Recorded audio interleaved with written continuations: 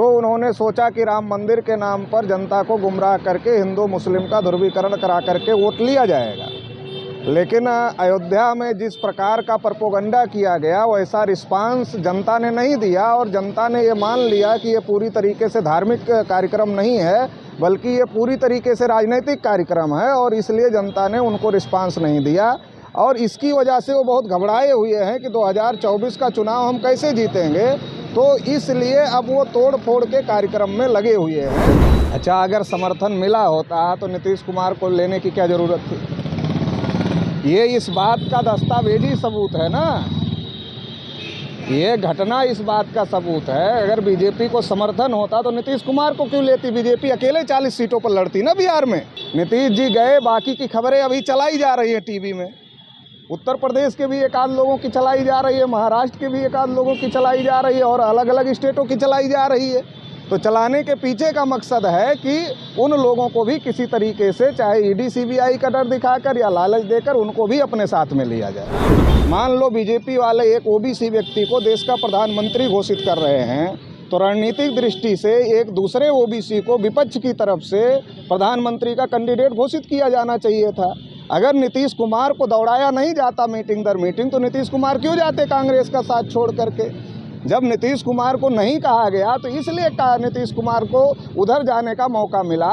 तो कांग्रेस ही जानबूझ करके ये जो लेट लतीफ़ी कर रही है, चाहे सीट बंटवारे को लेकर हो, चाहे दूसरे दलों को मिलाने को लेकर हो, या जो दल उनके साथ आ गए उनको सम्मान देने की बात हो, उनके हैसियत के हिसाब से उनको अधिकार देने की बात हो, तो वो नहीं कर रही है और वो जानबूझ करके ये सारा काम कर रही है क्योंकि उसको लगता है कि नहीं, हम तो राहुल गांधी को ही आगे करेंगे। अब राहुल गांधी की क्या स्थिति है देश में तो सबको पता है, तो छुपी हुई नहीं है कि राहुल गांधी की क्या क्रेडिट है। अगर राहुल गांधी वर्सेज मोदी का मुकाबला हो जाए तो कितना पीछे राहुल गांधी है, ये किसी से छुपा नहीं है। और ये करने की कांग्रेस बार बार कोशिश कर रही है, इसलिए इंडिया गठबंधन को नुकसान हो रहा है।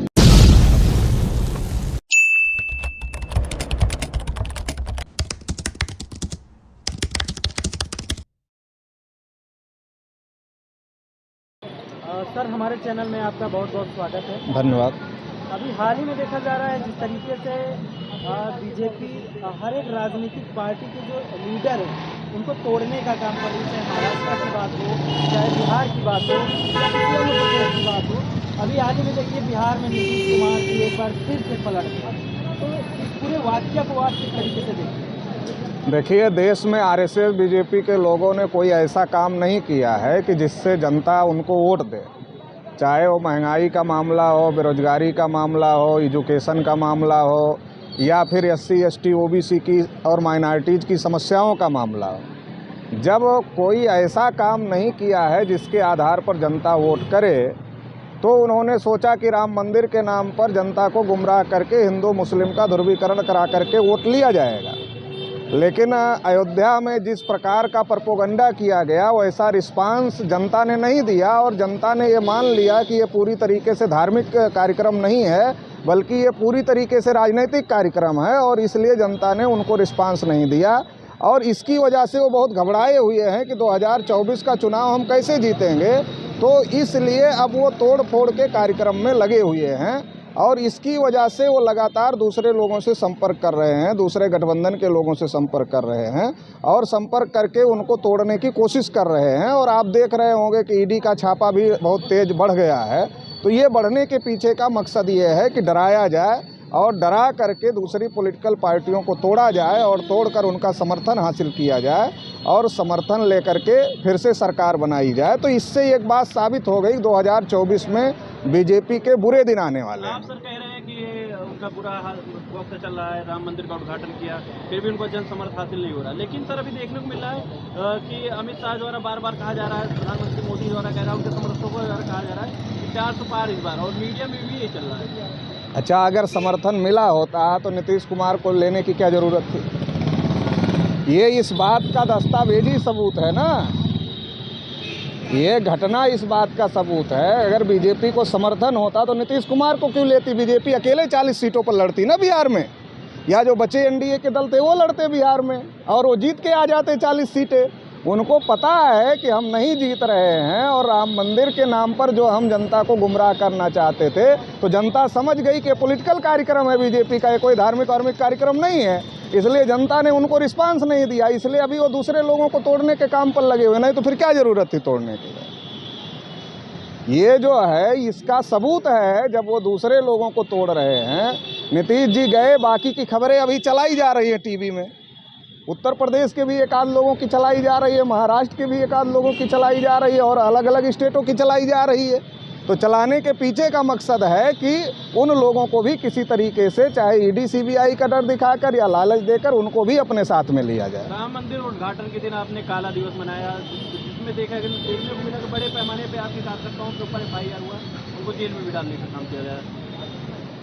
अभी जिन पुलिस अधिकारियों ने नाजायज़ तरीके से हमारे कार्यकर्ताओं को परेशान किया, उनके खिलाफ कार्यवाही शुरू हो गई है। कुछ घर पर आकर ये कहना शुरू कर दिए हैं कार्यकर्ताओं के कि वापस ले लो, शिकायत वापस ले लो, चूँकि आर्टिकल 19 में अब व्यक्ति की स्वतंत्रता मौलिक अधिकार है।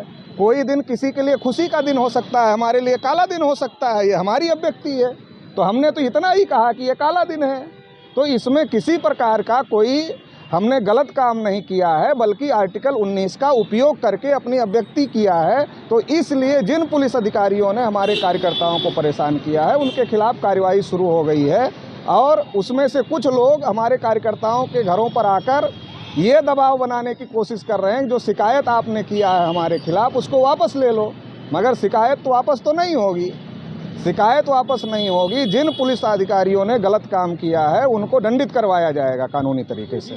कांग्रेस जो है इंडिया गठबंधन की मेन पार्टी मानी जा रही है, उसके द्वारा ये बड़ा पहल नहीं देखने को मिल रहा है। जो क्षेत्रीय पार्टियां, छोटी छोटी पार्टियां हैं, जिनके पास 1000, 2000, 5000, 10,000 वोट बैंकिंग है, उनको अपने में शामिल नहीं कर रही है। वो दावा कर रही है कि एनडीए को हरा देंगे, जबकि देखने को मिला है बार बार दावा करते रहते हैं विपक्ष के लोग कि बीजेपी को हराने में नाकाम हो रहे हैं। इसका सबसे बड़ा रीजन क्या मानते हैं? कांग्रेस के लोग जिस प्रकार का काम कर रहे हैं उससे बीजेपी को नुकसान होने के बजाय बीजेपी को फायदा हो रहा है, क्योंकि जो क्षेत्रीय दल हैं उन क्षेत्रीय दलों को मौका देना चाहिए था। मान लो बीजेपी वाले एक ओबीसी व्यक्ति को देश का प्रधानमंत्री घोषित कर रहे हैं, तो रणनीतिक दृष्टि से एक दूसरे ओबीसी को विपक्ष की तरफ से प्रधानमंत्री का कैंडिडेट घोषित किया जाना चाहिए था। अगर नीतीश कुमार को दौड़ाया नहीं जाता मीटिंग दर मीटिंग, तो नीतीश कुमार क्यों जाते कांग्रेस का साथ छोड़ करके? जब नीतीश कुमार को नहीं कहा गया तो इसलिए नीतीश कुमार को उधर जाने का मौका मिला। तो कांग्रेस ही जानबूझ करके ये जो लेट लतीफ़ी कर रही है, चाहे सीट बंटवारे को लेकर हो, चाहे दूसरे दलों को मिलाने को लेकर हो, या जो दल उनके साथ आ गए उनको सम्मान देने की बात हो, उनके हैसियत के हिसाब से उनको अधिकार देने की बात हो, तो वो नहीं कर रही है और वो जानबूझ करके ये सारा काम कर रही है, क्योंकि उसको लगता है कि नहीं हम तो राहुल गांधी को ही आगे करेंगे। अब राहुल गांधी की क्या स्थिति है देश में तो सबको पता है, तो छुपी हुई नहीं है कि राहुल गांधी की क्या क्रेडिट है। अगर राहुल गांधी वर्सेज मोदी का मुकाबला हो जाए तो कितना पीछे राहुल गांधी हैं, ये किसी से छुपा नहीं है। और ये करने की कांग्रेस बार बार कोशिश कर रही, इसलिए इंडिया गठबंधन को नुकसान हो रहा है। तो नीतीश कुमार के बाद जो इंडिया गठबंधन का जो दूसरा चेहरा नीतीश कुमार की जगह अखिलेश को भी लोग दरकिनार करने का काम कर रहे हैं, तो इस तरीके मतलब से गठबंधन तो टूटता नजर आ रहा है। कांग्रेस की कोशिश ये है कि जहां उसकी मजबूती है वहां कुछ ना दिया जाए क्षेत्रीय दलों को, और जहां क्षेत्रीय दल हैं तो उनसे ज़्यादा हासिल किया जाए और उनको ना चेहरा बनाया जाए, ना उनको कोई अधिकार दिया जाए। तो इस प्रकार से गठबंधन थोड़े ही चलाया जा सकता है, चलता नहीं है। तो ये जो गठबंधन अगर कमज़ोर हो रहा है या टूट रहा है तो उसके पीछे कांग्रेस ही है। जी, अभी देखने को मिला कि वामन मेश्राम द्वारा एक बड़ी पहल की गई है, राष्ट्रीय परिवर्तन मोर्चा तीसरा फ्रंट बनाया गया है। क्या लगता है कि वामन मेश्राम बीजेपी को रोकने में कामयाब होगी? देखिए, देश में लोग अलग अलग तरीके से कोशिश कर रहे हैं, मेश्राम साहब भी एक कोशिश कर रहे हैं लोगों को इकट्ठा करने की, ये बहुत अच्छी बात है। और आने वाले समय में क्या स्थिति बनती है कि सारा विपक्ष एकजुट होता है या विपक्ष में 2 गुट लड़ते हैं या 3 गुट लड़ते हैं, 3 मोर्चे लड़ते हैं, ये क्या होता है आने वाले समय में परिस्थितियां तय करेंगी। मगर जो इकट्ठा करने का काम है ये तो सराहनीय काम है और ये बड़ा काम है। अगर उनके द्वारा एक मोर्चा बनाया गया, बड़ा संगठन बनाया गया, तो ये अच्छी बात है। इसको और ज़्यादा मजबूत करने के तो बीजेपी को जिताने काम करे नहीं, ऐसा भी हो सकता है कि सारे लोग एकजुट होकर के लड़ें, इसको आप कैसे कह रहे हैं? भाई मेश्राम जी ने भी ये कहा कि ये जो हमारा मोर्चा है, इस मोर्चे के लिए अगर इंडिया गठबंधन की तरफ से कोई हमको प्रस्ताव मिलता है तो हम उस पर विचार करेंगे। तो आप ये कैसे कह सकते हैं? दूसरी बात ये है कि बीजेपी का वोट काटने कटवाने का मामला नहीं है, चुनाव की रणनीति का मामला है कि रणनीति कैसे बनाई जाए और कैसे सफलता हासिल किया जाए। ये जो तीसरा फ्रंट वहाँ मेश्राम जी के द्वारा बनाया गया है, मायावती ने तो कह दिया है कि हम अकेले चुनाव लड़ेंगे, किसी भी गठबंधन में नहीं जाएंगे। बाकी चंद्रशेखर रावण हो गए और बहुत सारी पार्टियां हैं जो ओबीसी एससी की माइनॉरिटी हैं। क्या लगता है ये तीसरे फ्रंट में शामिल होने के कितने आसार हैं? देखिए, राजनीति में सब कुछ हमेशा संभव है और सब कुछ हमेशा असंभव है। परसों तक नीतीश कुमार को कोई नहीं कह रहा था कि वो इंडिया में आएंगे, और जब इंडिया में आ गए तो कोई नहीं कह रहा था कि एनडीए में जाएंगे।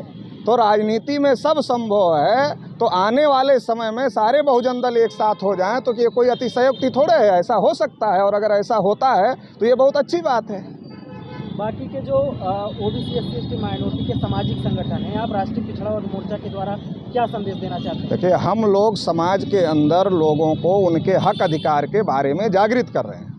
जब लोग अपने हक अधिकार के बारे में जागृत हो जाएंगे तो वो ये फैसला करने लायक हो जाएंगे कि उनके हक अधिकार की लड़ाई कौन लड़ रहा है। और जो उनके हक अधिकार की लड़ाई लड़ रहा, हम तो ये कह रहे हैं कि आरएसएस बीजेपी के लोग जाति के नाम पर वोट लूट रहे हैं, धर्म के नाम पर वोट लूट रहे हैं, भाषा के नाम पर, क्षेत्र के नाम पर, अगड़े पिछड़े के नाम पर तमाम प्रकार से वो लूटने का काम कर रहे हैं। मतलब जैसे मौका मिल रहा है वैसे ही लूटने का काम कर रहे हैं।